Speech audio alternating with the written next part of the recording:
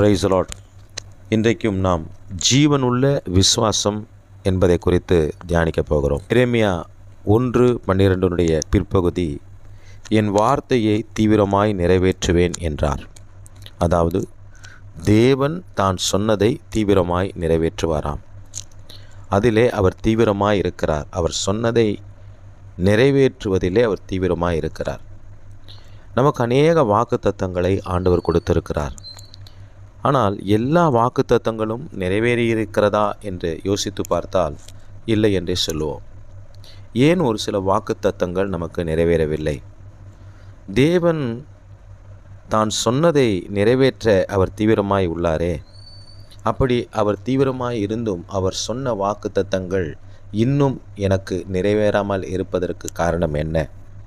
யாக்கோபு புத்தகம் 2வது அதிகாரம் 26வது வசனம் பார்க்கும்பொழுது, ஆவி இல்லாத சரீரம் செத்ததாய் இருக்கிறதைப் போல கிரியையில்லாத விசுவாசமும் செத்ததாய் இருக்கிறது என்று யாக்கோபு சொல்லுகிறதை பார்க்கிறோம்.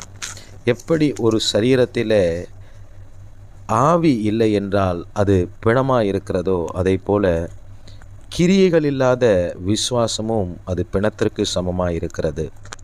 நம்முடைய விசுவாசமானது ஜீவனுள்ள விசுவாசமாக இல்லாமல் ஒரு செத்த விசுவாசமாக இருக்கிறபடியினாலே, நம்முடைய விசுவாசமானது கிரியைகள் இல்லாத விசுவாசமாக இருக்கிறபடியினாலே, தேவன் நமக்கு சொன்ன வாக்குத்தத்தங்கள் அவர் நிறைவேற்ற தீவிரமாக இருந்தும் நமக்கு நிறைவேறாமல் இருக்கிறது.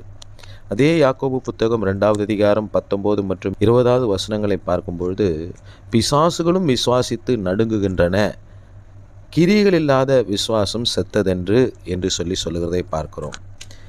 நம்முடைய விசுவாசம் எப்படிப்பட்டதாக இருக்கிறது? அது பிசாசு வைத்திருந்த விசுவாசத்தை போலவா?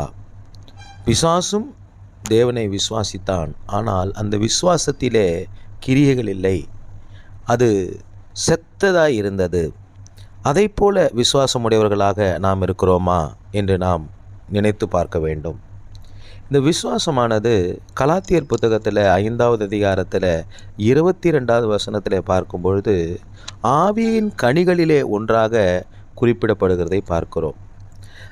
ஆனால் 1 கொரிந்தியர் 12வது அதிகாரம் 7 மற்றும் 9வது வசனத்தை பார்க்கும்பொழுது ஆவியின் வரங்களிலே ஒன்றாக குறிப்பிடப்படுகிறதை பார்க்கிறோம். விசுவாசம் அது வரமா கனியா என்று பார்க்கும்பொழுது அது வரமாக நமக்கு கொடுக்கப்படுகிறது என்று சொல்லி ரோமர் 12:3 நாம் பார்க்கிறோம். அவனவனுக்கு தேவன் பகிர்ந்த விசுவாச அளவின்படியே. எபேசியர் 2வது அதிகாரம் 8 மற்றும் 9வது வசனத்தை பார்க்கும்பொழுது, கிருபையினாலே விசுவாசத்தை கொண்டு ரட்சிக்கப்பட்டீர்கள், இது உங்களால் உண்டானதல்ல, இது தேவனுடைய ஈவு என்று சொல்லுகிறதை பார்க்கிறோம்.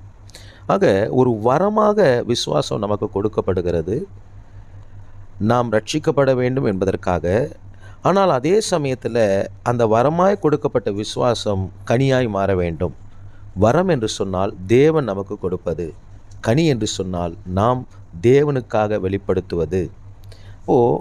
வரம் நமக்கு கொடுக்கப்படுகிறது, ரட்சிக்கப்படுவதற்காக எனக்குள்ளாக விசுவாசம் கொடுக்கப்படுகிறது. ரோமர் 10வது அதிகாரம் 13 17 வரை உள்ள வசனங்களை பார்க்கும் பொழுது, விசுவாசம் கேள்வியினாலே வரும், கேள்வி தேவனுடைய வசனத்தினாலே வரும் என்று சொல்லப்படுகிறதை பார்க்கிறோம். ஆக எனக்குள்ளாக விசுவாசம் கர்த்தருடைய வார்த்தை என்கிற விதையை விதைக்கிறதினாலே, அந்த வசனம் நான் கேள்விப்படுகிறதினாலே, கர்த்தருடைய வார்த்தையை கேள்விப்படுகிறதினாலே அந்த விசுவாசம் துவங்குகிறது, ஆரம்பிக்கிறது. அது வரமாக வசனத்தின் மூலமாக கிருபையாக எனக்கு கொடுக்கப்படுகிறது. அதனாலே எனக்குள்ளாக விசுவாசம் துவங்குகிறது. ஆனால் இந்த விசுவாசமானது, துவங்கின விசுவாசமானது அது வளராவிட்டால், அது அதிகரிக்காவிட்டால் அது பிரயோஜனம் இல்லாத செத்த விசுவாசமாக இருக்கிறது, கிரியைகள் இல்லாத விசுவாசமாக இருக்கிறது, ஜீவன் இல்லாத விசுவாசமாக இருக்கிறது.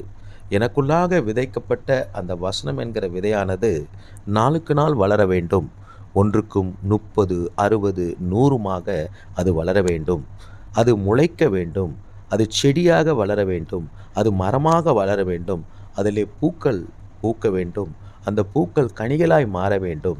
அந்த கனிகள் மற்றவர்களுக்கு பயன்படும் பொழுது அது அந்த விசுவாசமானது அது கனியாய் மாறிவிடுகிறது. அந்த கனிக்குள்ளும் இருக்கிற விதை அது தேவனுடைய வார்த்தையாய் இருக்கிறது.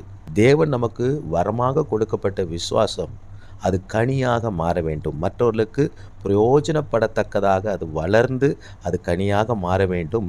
அந்த கனிக்குள்ளும் விதையானது வார்த்தையாக இருக்கிறது. அவர்களுக்குள்ளாக அது விதைக்கப்பட்டு அவர்களுக்குள்ளாக அது முளைத்து அது வளர்ந்து பூத்து காய்த்து கனிந்து அது மற்ற இடத்திலே மீண்டும் விதைக்கப்பட்டு அது வளர வேண்டும். இப்படி வளருகிற விசுவாசமானது அது கிரியையுள்ள விசுவாசமாய் ஜீவனுள்ள விசுவாசமாய் இருக்கிறது. எனக்கு பிரியமானவர்களே, நம்முடைய விசுவாசமானது ஒரு செத்த விசுவாசமாய் இல்லாமல் ஜீவனுள்ள விசுவாசமாய், நம்முடைய விசுவாசமானது கிரியைகள் இல்லாத விசுவாசமாய் இல்லாமல் கிரியைகள் உள்ள விசுவாசமாக, நம்முடைய விசுவாசமானது வரங்களாக மட்டுமல்லாமல் கனிகளாக மாறும்படியாய் நாம் செயல்படுவோம். கர்த்தர் நம்மை ஆசீர்வதிப்பார். God bless you all.